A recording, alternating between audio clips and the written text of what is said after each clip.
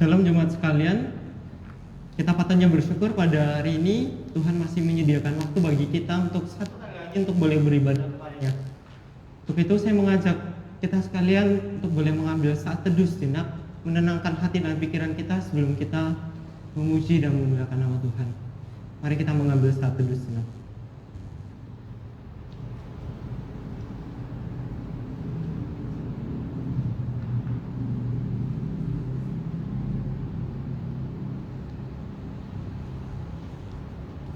Amin. Salam sejahtera bagi kita semua. Arahkanlah hatimu kepada Tuhan dan beribadahlah kepadanya dengan sikap penyembahan.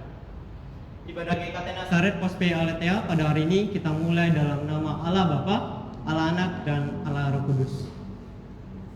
Kasih karunia dan damai sejahtera dari Allah Bapa kita dan dari Tuhan Yesus Kristus menyertai kamu sekalian.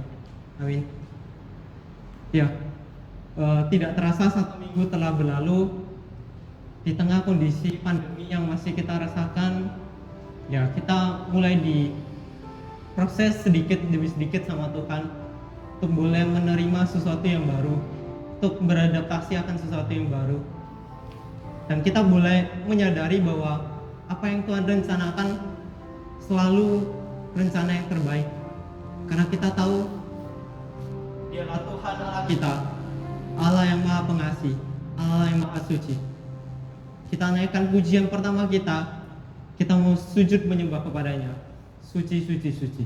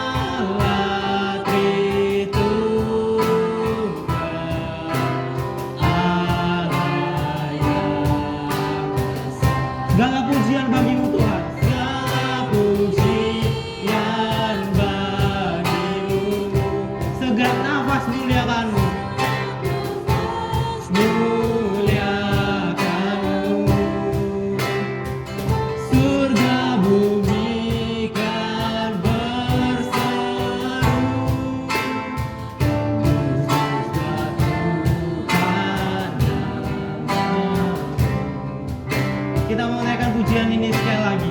Kita mau sujud menyembahnya. Suci, suci, suci.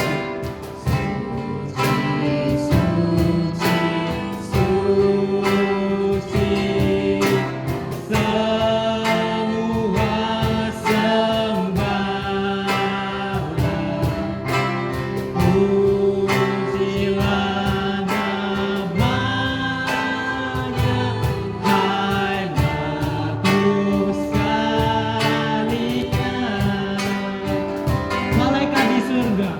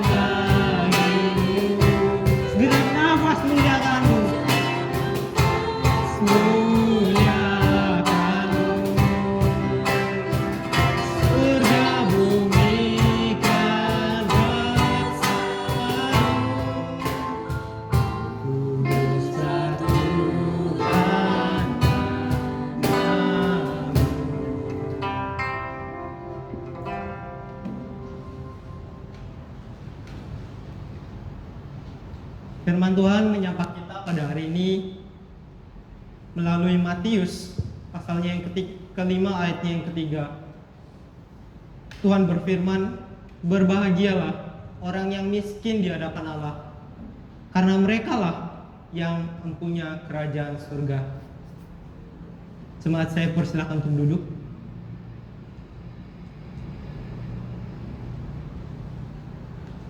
Saudaraku sekalian, bagaimana ayat tadi mengingatkan kita bagaimana kita melihat Tuhan berkata bahwa berbahagialah orang yang miskin di hadapannya. Kalau saat ini kita mungkin merasakan bahwa hidup kita sedang tertekan oleh keadaan, kita mungkin merasa semakin lama semakin jenuh dengan aktivitas yang harusnya bisa kita lakukan, tetapi tertunda begitu saja. Tapi kita mau yakin akan satu hal, bahwa Tuhan tidak akan pernah meninggalkan kita. Sebab kita tahu melalui karyanya yang terbesar 2000 tahun lalu, Dia sudah menebus kita. Dia sudah menebus saya dan Anda, supaya kita senantiasa memperoleh sukacita daripada Tuhan. Kita mau merenungkan setiap kesalahan kita yang selama 1 minggu ini telah kita perbuat.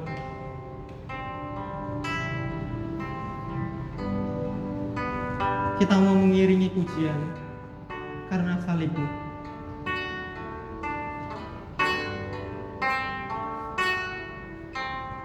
Hanya Kau Tuhan di hidupku, Kau berikan hidup yang baru. Darah-Mu menyucikan, pulihkan hatiku. Ku nyatakan Kaulah segalanya. Engkaulah sumber pengharapan. Engkaulah sumber pengharapan. Kuasa-Mu sanggup menyembuhkan. Jiwaku berserah Tuhan, jiwaku pun berserah hanya kepadamu. Yesus, Kaulah segalanya.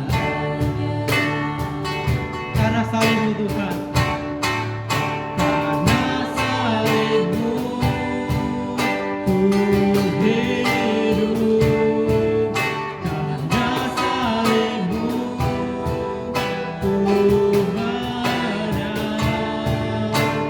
Engkau yang berkuasa, sanggup melakukan. Karena salib-Mu Tuhan, karena salib-Mu ku hidup, karena salib-Mu Tuhan ku menang. Engkau yang berkuasa, sanggup melakukan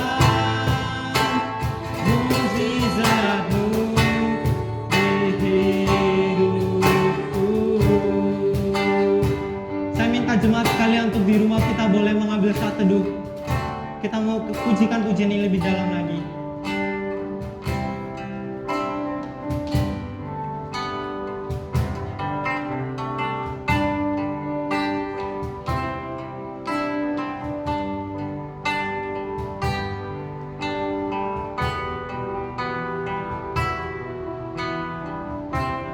Kita mau tundukkan kepala kita. Kita mau berdoa pribadi lepas pribadi dengan Tuhan. Kita mau mengakui setiap dosa dan kesalahan kita di hadapannya. Karena kita tahu Dialah yang menciptakan kita. Dialah yang menjadi raja atas kita. Dialah yang menjadi hakim atas kita. Tapi saudaraku sekalian, seringkali hati kita mendua. Seringkali kita memilih untuk lebih mencintai Tuhan untuk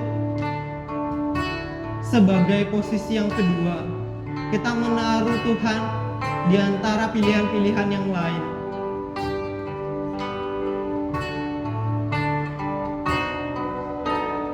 Tuhan,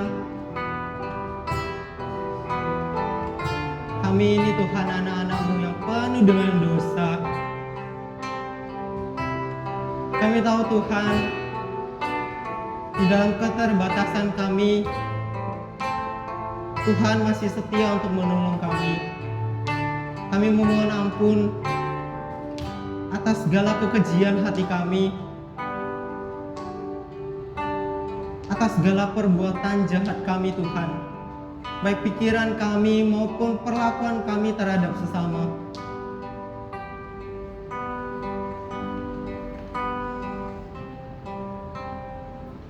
Tuhan, kiranya Engkau sendiri yang menjadi pendamai bagi kami Tuhan.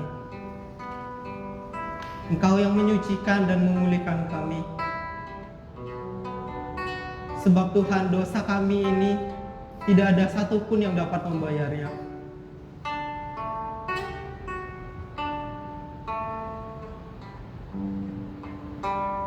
Kami bersyukur Tuhan pada hari ini Kau beri kami kesempatan untuk boleh mengakui dosa dan kesalahan kami. Kami bersyukur buat pengampunan yang begitu besar yang Kau berikan bagi kami. Inilah setiap doa dan permohonan kami Tuhan, yang kami nyatakan di dalam nama Tuhan Yesus Kristus, Juru Selamat kami yang hidup. Kami berdoa. Amin.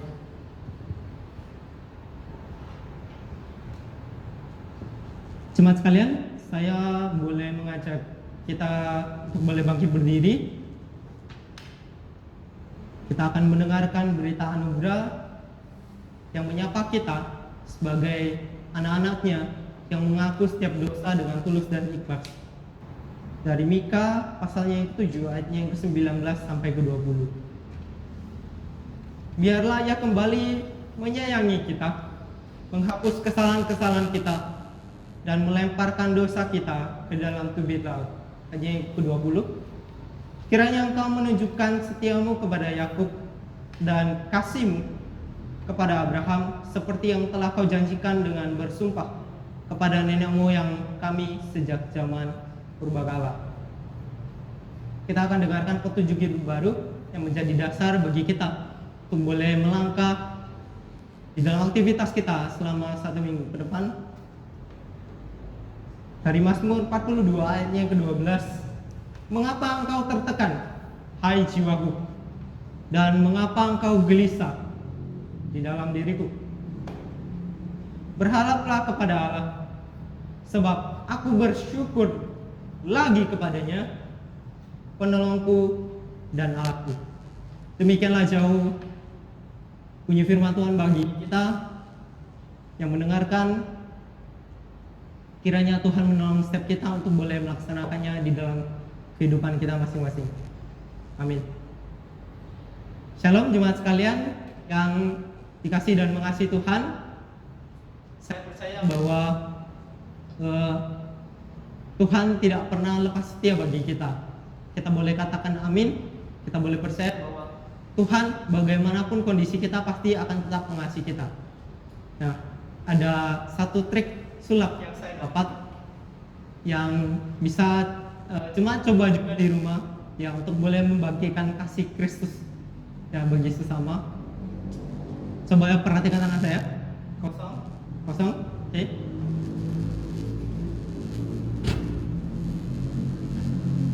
Oke, ini ada hati spesial dari saya untuk jemaat di rumah, untuk singer dan juga tim musik di sini ya. Kita bisa melakukannya bersama-sama bagi jemaat di rumah, atau mungkin yang sedang beribadah sendirian nggak apa-apa, dicoba lakukan aja. Kita kasih kita kembali kepada Tuhan dan juga kepada sesama kita.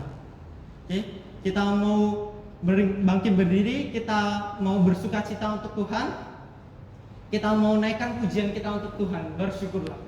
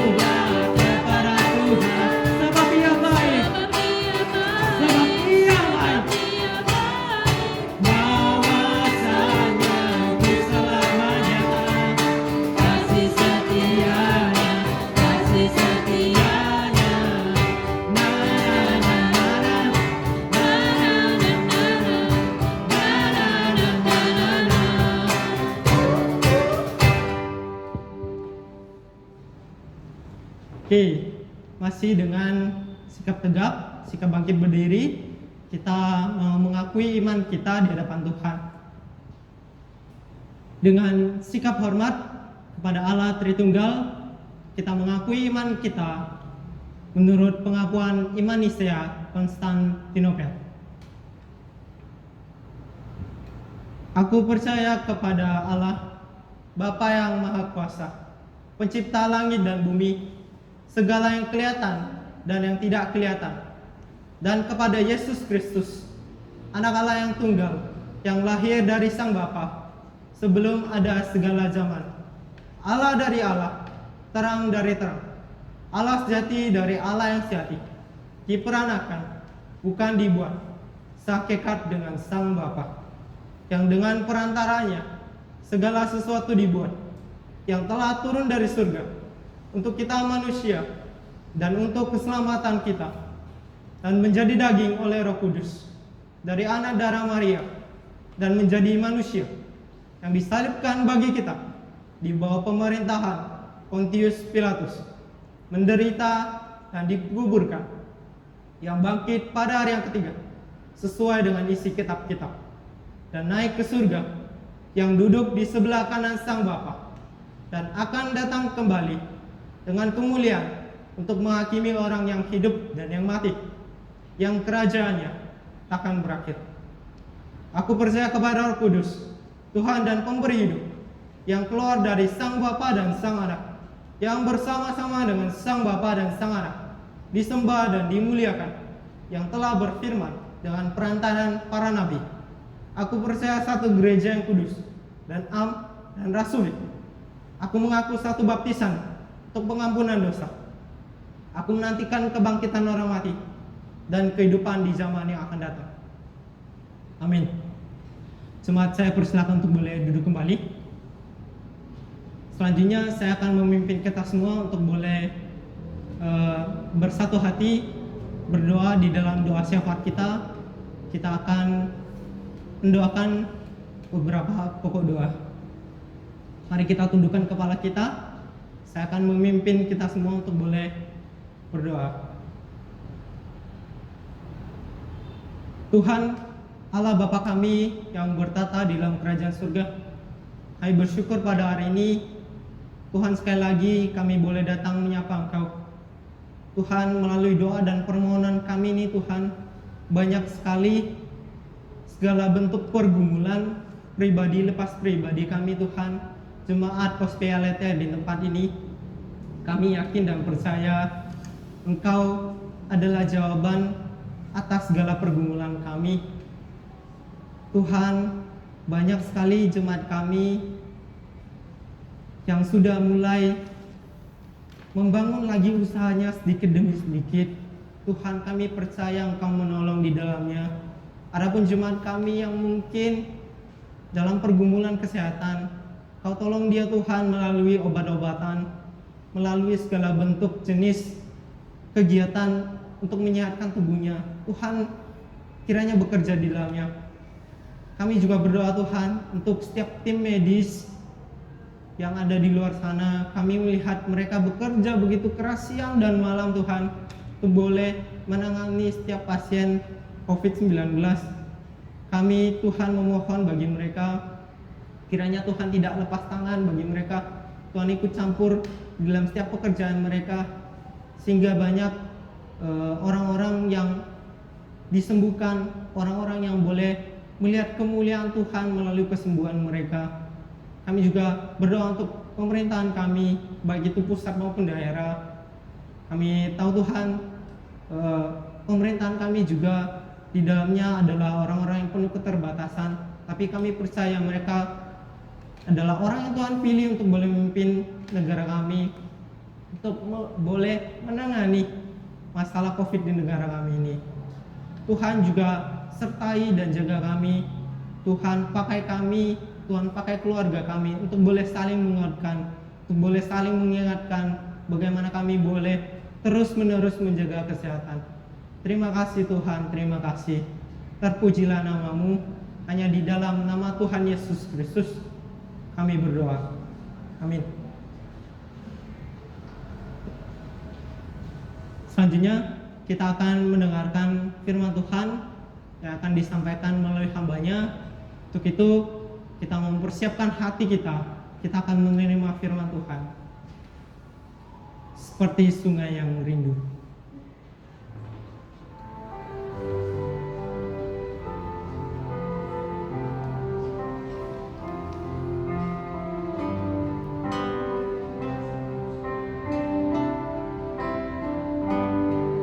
Seperti rusa rindu, seperti rusa rindu, sungaimu jiwaku rindu Engkau, sebab Engkaulah hasrat jiwaku Tuhan. Tuhan hasrat hatiku rindu kekuatan dan perisaiku. Kaulah kekuatan dan perisaiku, kepadamu rohku berserah. Kaulah Tuhan hasrat hatiku rindu. Yesus, Yesus, Kau berarti bagiku. Yesus, Yesus, Kau berarti bagiku. Yesus, Yesus, Kau segalanya bagiku. Kita mau naikkan pujian ini lebih dalam lagi, sebab kita haus akan Tuhan. Seperti rusa rindu, sungaimu jiwaku rindu Engkau. Kaulah Tuhan hasrat hatiku rindu. Sebab Kaulah kekuatanku, Engkaulah kekuatan perisaiku, kepadamu rohku berserah. Kaulah Tuhan hasratku, Kaulah Tuhan hasrat hatiku rindu. Kita mau menyerukan namanya, Yesus, Yesus, Yesus, Yesus, Kau berarti bagiku. Yesus, Yesus,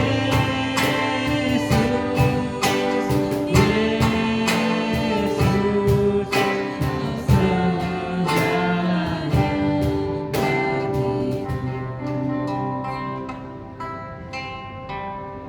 Kepada hambanya saya persilakan.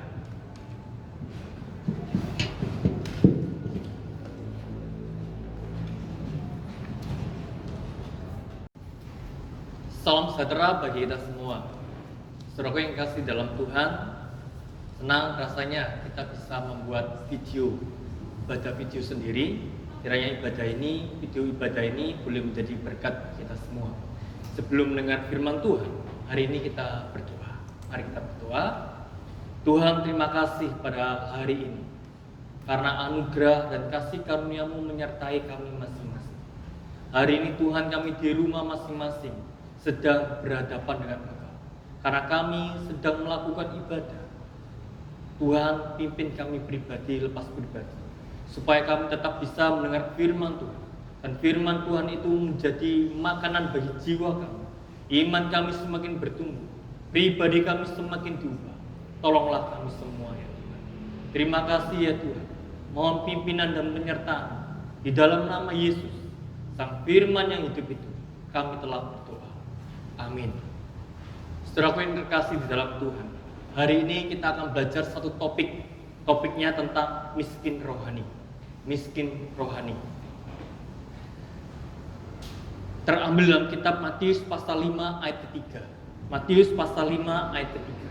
Mari kita membuka bersama-sama firman Tuhan di dalam kitab Matius pasal 5 ayat 3. Beginilah bunyi firman Tuhan. Berbahagialah orang yang miskin di hadapan Allah, karena merekalah yang mempunyai kerajaan surga. Berbahagialah orang yang miskin di hadapan Allah, karena merekalah yang mempunyai kerajaan surga. Rekan-rekan yang terkasih dalam Tuhan, hari ini adalah pertama kali saya mengajar di mimbar Pospi Aletheia selama pandemi virus COVID-19 ini.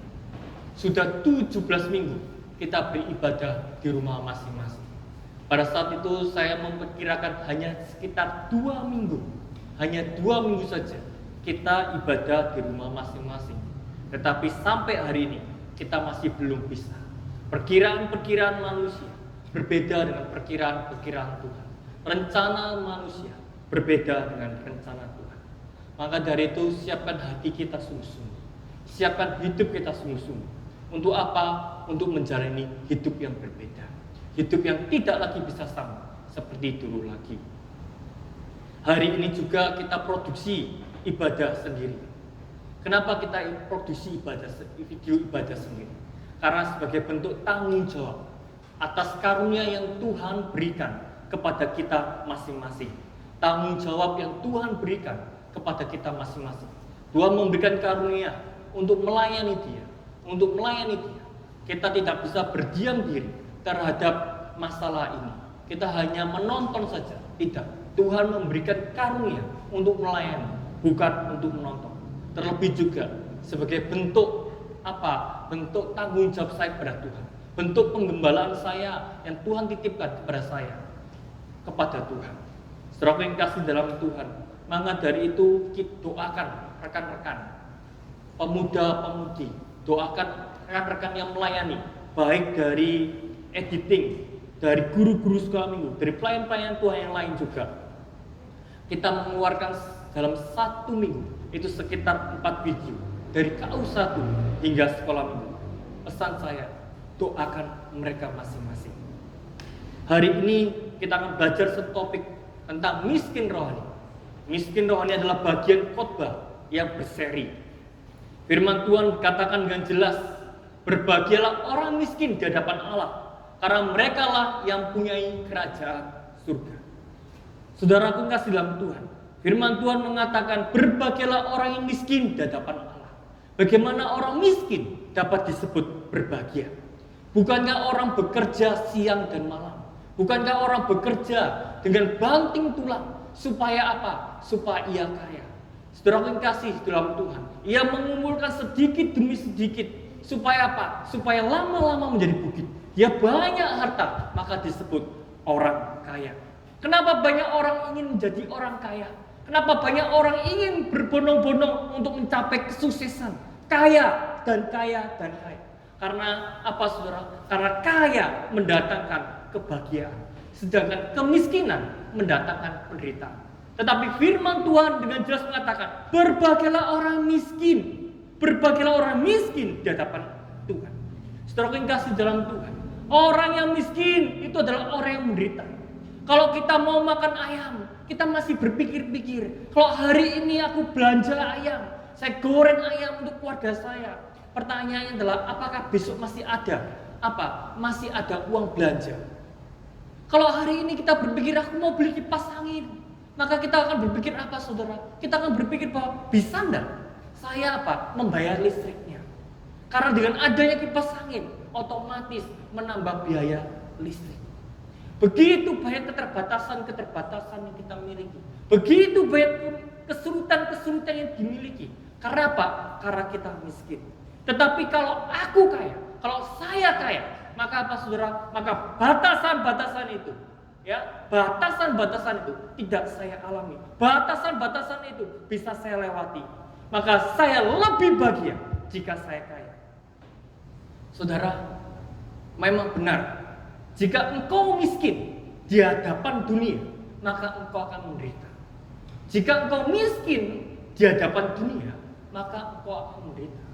Tetapi jika engkau miskin di hadapan Tuhan, maka engkau akan bahagia. Saudara, sama-sama miskin. Satu miskin di hadapan dunia, maka engkau menderita. Yang satu engkau miskin di hadapan Tuhan, maka engkau bahagia. Jadi sama-sama miskin, tapi yang satu menderita, yang satu terhina, tetapi yang satu bahagia, yang satu mulia. Jadi ada dua hal dalam hal ini. Yang pertama yang akan kita pelajari yaitu apa? Kita miskin di hadapan siapa? Dan yang kedua adalah kebahagiaan itu terletak ada di mana? Yang pertama adalah miskin di hadapan siapa? Dan yang kedua adalah kebahagiaan itu sendiri terletak di mana? Jika firman Tuhan berkata kemiskinan mendatangkan kebahagiaan, maka apakah itu yang dimaksud? Kedua hal ini yang kita akan pelajari hari ini, saudara. Firman Tuhan dengan tegas mengatakan miskin di hadapan Tuhan bukan dunia. Kita miskin di hadapan siapa? Jawabannya bukan kepada dunia, tapi miskin kepada siapa? Kepada Tuhan. Di sini ada standar yang berbeda, di mana dunia memakai standar tentang kemiskinan dan Tuhan juga memakai standar tentang kemiskinan. Ada dua hal yang berbeda. Dunia memandang seorang miskin dilihat dari apanya? Dilihat dari jumlah materi, jumlah kekayaan, jumlah apa yang engkau punya. Maka di situ dapat dikategorikan engkau miskin secara duniawi. Tetapi saudara yang kasih dalam Tuhan, Tuhan punya standar sendiri tentang kemiskinan. Yaitu apa? Tuhan melihat secara rohani, bukan Tuhan melihat secara fisik. Dunia hanya dapat melihat apa yang dilihat, yaitu materi. Sedangkan Tuhan itu jauh lebih dalam melihat apa itu? Kondisi hati manusia, kondisi batin manusia. Orang yang kaya raya, punya segalanya, tetapi hidupnya tidak mengandalkan Tuhan, maka Tuhan mengatakan engkau orang miskin. Engkau orang miskin, walaupun engkau berlimpah harta, engkau berlimpah dengan segala banyak hal, engkau punya ini dan itu, tetapi hidupmu tidak mengandalkan Tuhan. Tuhan mengatakan engkau orang miskin. Tetapi orang yang sederhana, banyak sekali keterbatasan.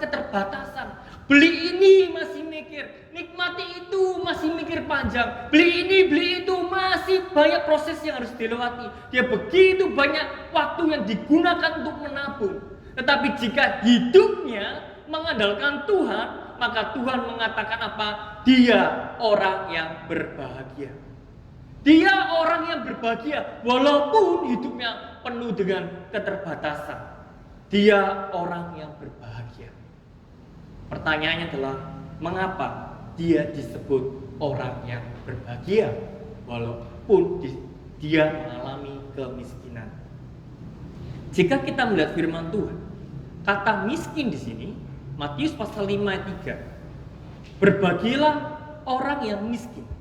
Kata miskin ini menggunakan bahasa Yunani yaitu apa? Potokos. Ya. Potokos artinya apa? Hanya berharap dan mengandalkan Tuhan.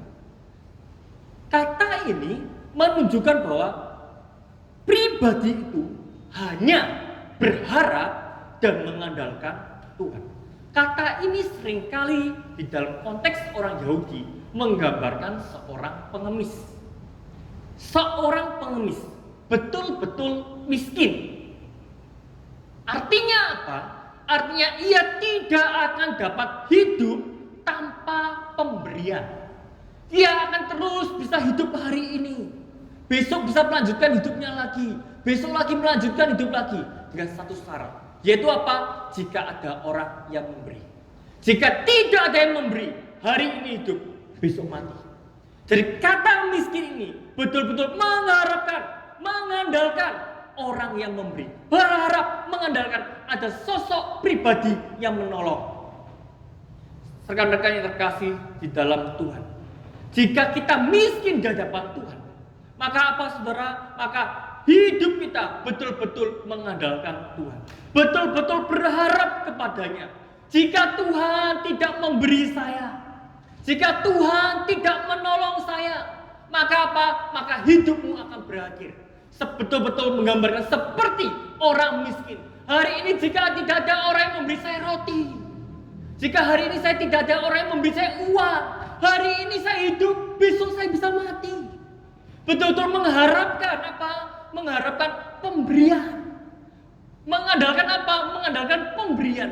Hidupnya betul-betul diletakkan kepada siapa? Orang atau pribadi yang menolong. Saudara yang kasih dalam Tuhan, maka Tuhan mengatakan apa? Berbahagialah orang yang miskin di hadapan Tuhan. Orang itu adalah orang yang senantiasa hidupnya mengandalkan Tuhan. Senantiasa hidupnya bersandar kepada Tuhan. Senantiasa hidupnya berharap kepada Tuhan. Sikap hatinya seperti itu.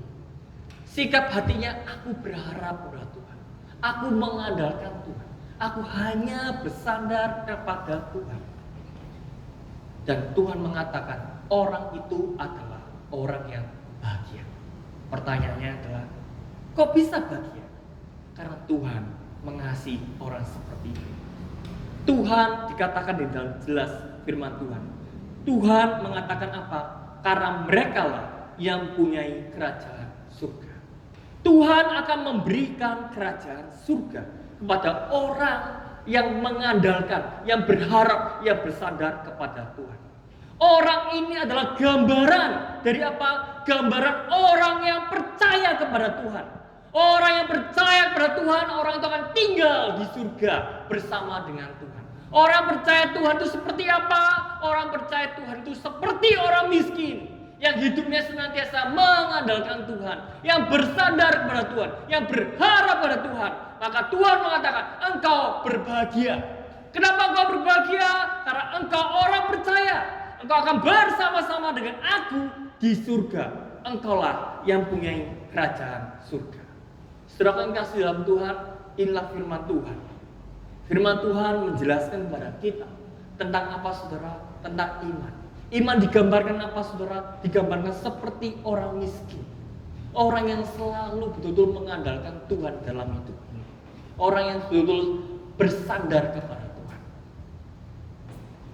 Pertanyaannya adalah, siapakah yang kita andalkan hari ini? Siapakah yang kita berserah kepadanya? Kepada Tuhan atau kepada seluruh dunia yang tawarkan? Mungkin itu bisa harta kita. Mungkin itu bisa suami kita. Kita mengandalkan harta kita, mengandalkan suami kita, mengandalkan saudara kita, mengandalkan bos kita. Tenang, ya, ada bos. Nanti kalau ada kesulitan, ya, bos kita kan baik. Nanti kita pinjam dari sana. Orang seperti itu, orang yang tidak miskin di hadapan Tuhan. Tenang, kalau kita menghadapi masalah, tenang saja. Kenapa? Kan kita punya kakak, kamu kan punya kakak. Kakakmu kan orang kaya. Kalau kita telepon kan dia bantu. Ya, anak kita sakit, kita tinggal telepon, dia bantu uang, dia bantu kirimin. Saudara, orang seperti itu yang tidak menggambarkan dirinya orang miskin. Orang miskin adalah orang yang betul-betul di hadapan Tuhan. Hanya Tuhan tempat sandaran saya. Hanya Tuhan tempat di mana saya berharap dan berserah hidup saya. Saudara, jika hidup kita bersandar kepada dunia dan segala isinya, kepada siapa? Kepada pekerjaan kita, kepada siapa? Kepada bos kita, kepada apa? Kepada banyak hal. Saudara, firman Tuhan mengatakan, engkau orang yang malang. Engkau orang yang malang. Engkau orang yang menyedihkan. Kenapa? Karena firman Tuhan dikatakan dengan jelas. Matius 16 ayat 26 berkata bahwa apa? Bahwa harta yang begitu banyak tidak dapat menolong jiwa yang binasa. Buat apa engkau memiliki, memperoleh seluruh dunia, tetapi jiwamu binasa? Matius 16 ayat 26. Buat apa? Apakah artinya ini, saudara? Artinya engkau memang kaya, engkau punya ini, engkau punya itu, engkau punya rumah, engkau punya mobil, engkau punya deposito, engkau punya banyak hal. Tetapi apa yang engkau punya tidak dapat menolong jiwamu yang binasa. Pada saat jiwamu binasa, semua yang kamu kumpulkan, semua yang kamu kerjakan dengan kerja keras, tidak ada satupun yang dapat menolong jiwamu yang binasa. Pertanyaannya adalah, untuk apa? Untuk apa engkau dari pagi hingga malam bekerja keras, banting tulang, tetapi tidak satupun yang engkau miliki mampu menolong jiwamu yang binasa itu? Maka untuk apa itu semua? Untuk apa itu semua? Maka Alkitab mengatakan dengan jelas, engkau orang yang malang, bukan orang yang bahagia. Engkau orang yang malang, engkau bukan orang yang bahagia. Tetapi orang bahagia itu apa? Orang yang bahagia adalah hidupnya mengandalkan Tuhan, yang bersandar kepada Tuhan, seperti orang miskin yang hanya dapat hidup dari siapa? Dari pribadi yang menolong. Jika kita miskin di hadapan Tuhan, maka ada pribadi yang menolong, yaitu Tuhan yang menolong kita. Disitulah tempat kita bersandar dan berharap kepada Tuhan. Maka engkau akan disebut berbahagia. Jadi saudaraku yang kasih dalam Tuhan, jadi bahagia itu bukan seberapa banyak yang engkau punya, ya. Jadi bahagia itu bukan seberapa banyak yang engkau punya, tapi seberapa besar hidupmu berserah kepada Tuhan. Seberapa besar hidupmu mengandalkan Tuhan. Semakin engkau mengandalkan Tuhan, semakin engkau berserah kepada Tuhan, maka Alkitab mengatakan engkau berbahagia. Tetapi semakin engkau mengandalkan hartamu, mengandalkan manusia, mengandalkan apa yang ditawarkan oleh dunia, maka engkau menjadi orang yang malang. Saudara, banyak orang yang ingin kaya.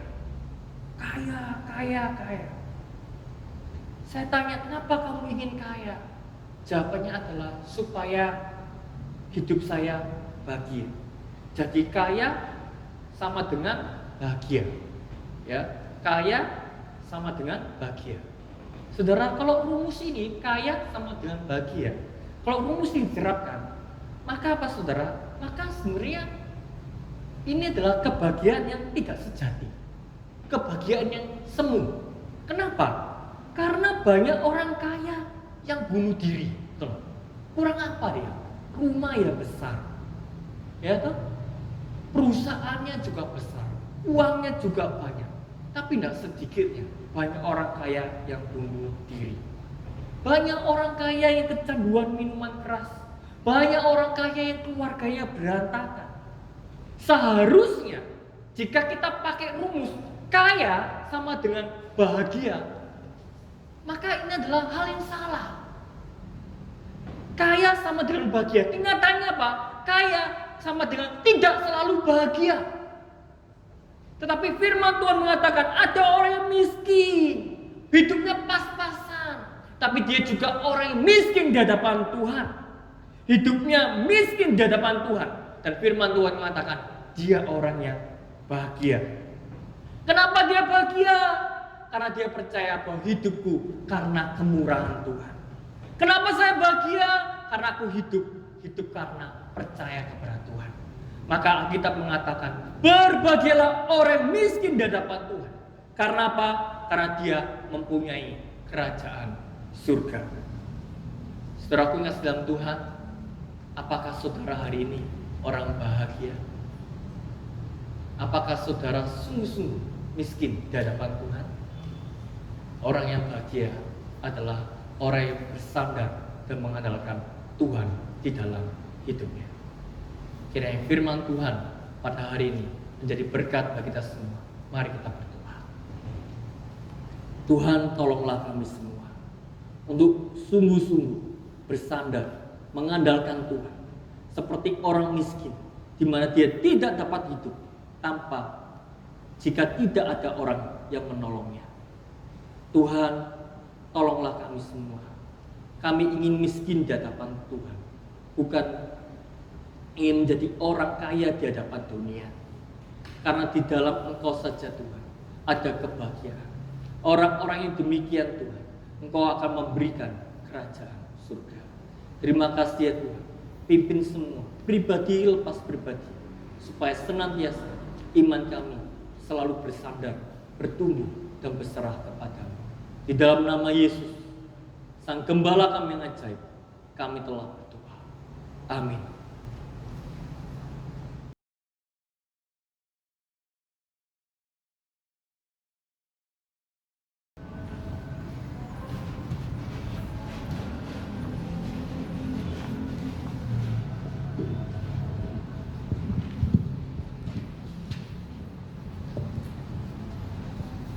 Shalom jemaat sekalian. Sekarang tiba saatnya kita untuk mempersiapkan persembahan kita, persembahan yang terbaik yang kita berikan bagi Tuhan. Dan marilah kita nyatakan syukur kita kepada Tuhan dengan perbuatan, dan dengarkanlah firman Tuhan yang diambil dari Amsal 3 ayatnya yang ke-9. Muliakanlah Tuhan dengan hartamu dan dengan hasil pertama dari segala penghasilanmu. Persembahan bisa jemaat transferkan melalui rekening gereja yang sudah tertera melalui warta ataupun melalui video ini. Tapi jika jemaat mengalami kendala, bisa disimpan dulu persembahannya, dikumpulkan nanti pada saat kita ibadah tatap muka, jemaat silakan mengumpulkan atau mempersembahkan persembahan tersebut. Kita mau berikan yang terbaik kepada Tuhan. Kita mau naikkan pujian kita. Betapa aku bersyukur.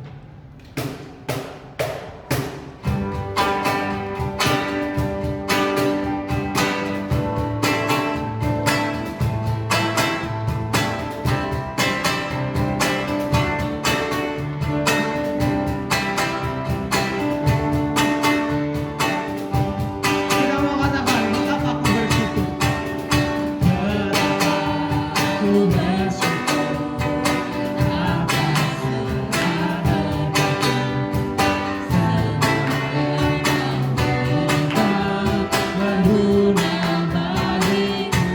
Allahku yang mulia, yang mulia,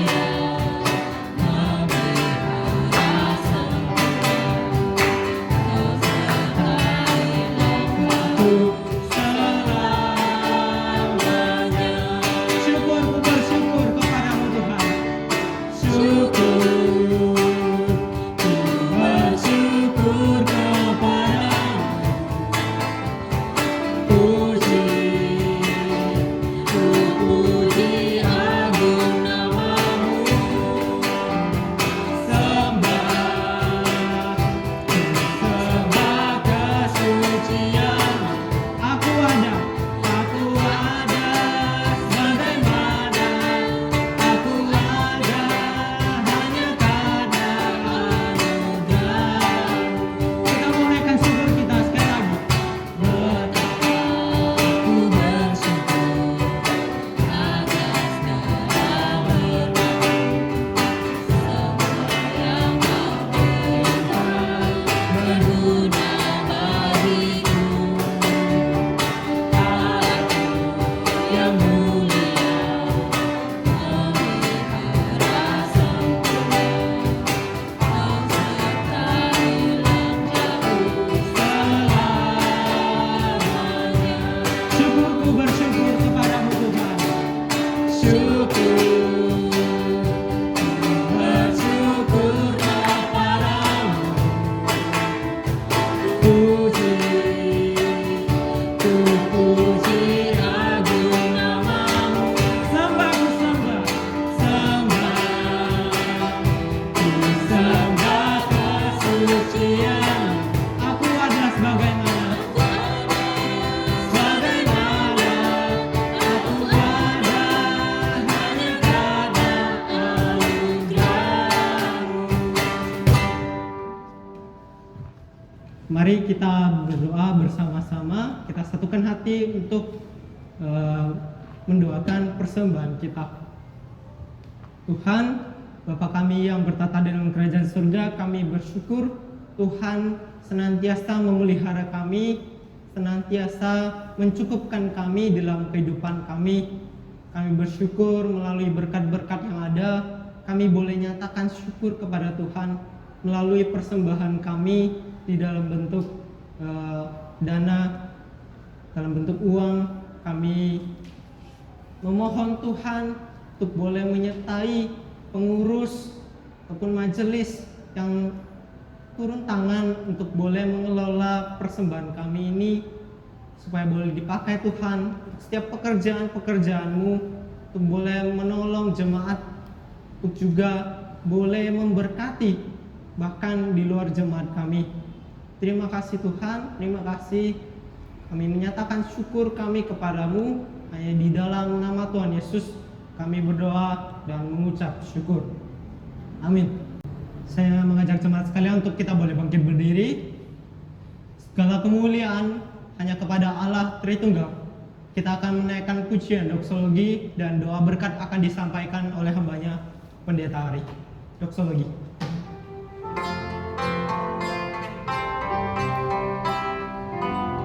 Puji Allah Bapa Putra.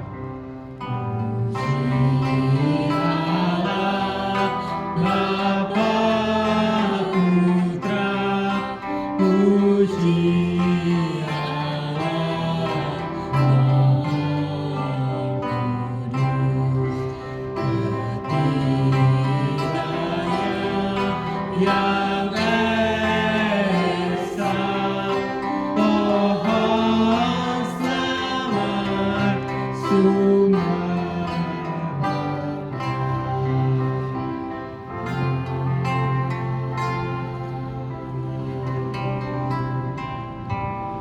Sidang jemaat yang terkasih dan mengasihi Tuhan, kiranya iman kita senantiasa bersandar dan berharap kepadanya. Baiklah, kita terima berkat Tuhan dimanapun kita berada. Tuhan memberkati engkau dan melindungi engkau. Tuhan menyinari engkau dengan wajah-Nya dan memberi engkau kasih karunia. Tuhan menghadapkan wajah-Nya kepadamu dan memberi engkau damai sejahtera saat ini sampai Kristus datang yang kedua kalinya. Amin.